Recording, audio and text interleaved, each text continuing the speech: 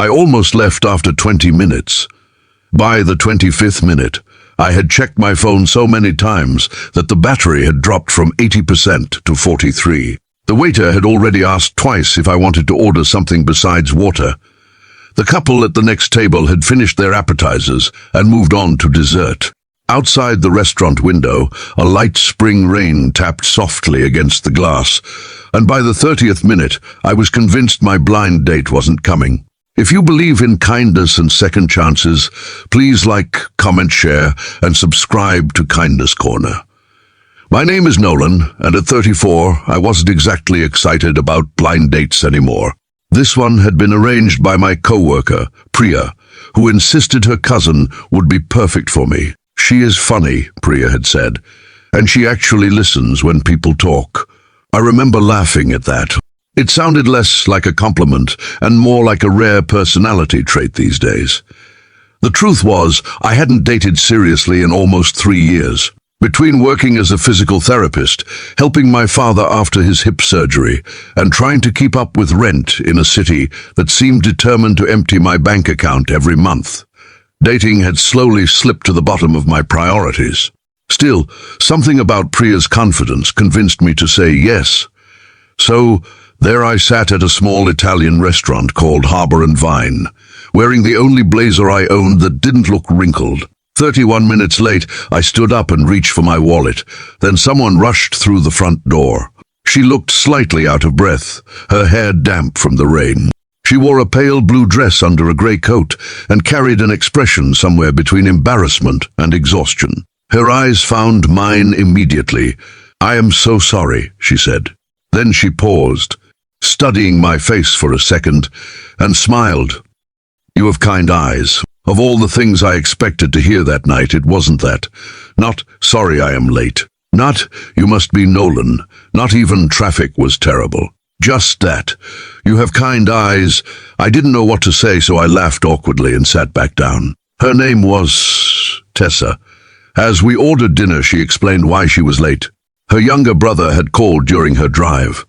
Their mother had recently started chemotherapy, and he was overwhelmed trying to manage everything at home. Tessa had pulled into a parking lot to calm him down.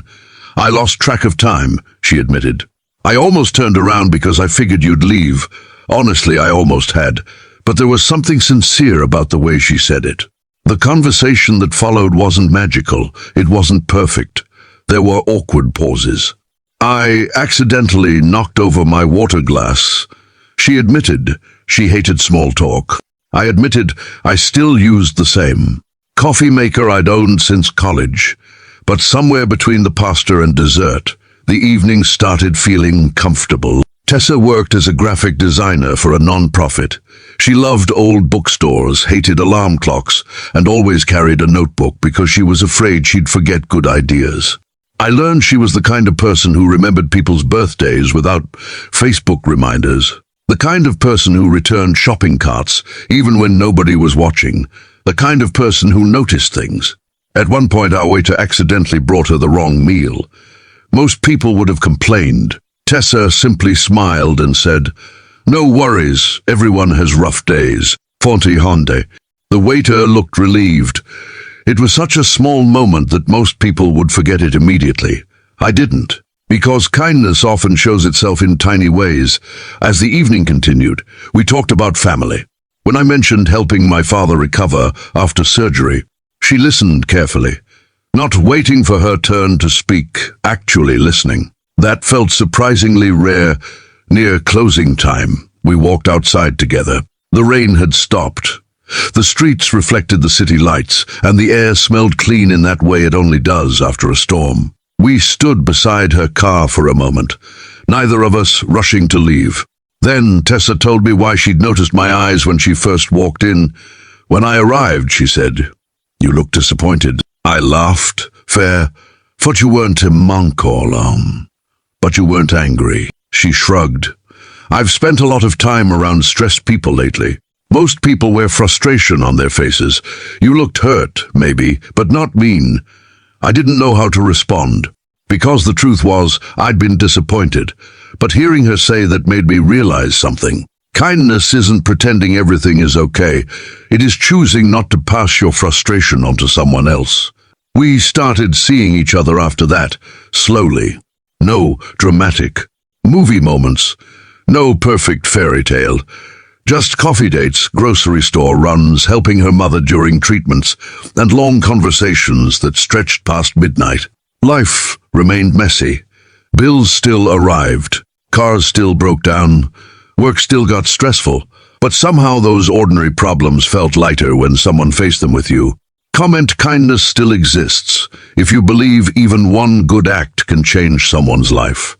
A year later, Tessa gave me a small framed note she'd written. Inside were only 4 words. You have kind eyes. Not because my eyes looked special, but because that simple observation reminded me that people notice more than we think. The way we treat strangers, the patience we show when nobody rewards it, the grace we offer when life makes us tired. If this story touched your heart, please leave a like and share it with someone who still believes kindness matters.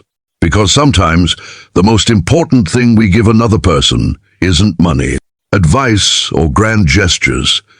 Sometimes it is simply choosing kindness during an ordinary moment when nobody expects it. And every now and then, that small choice becomes the beginning of something beautiful.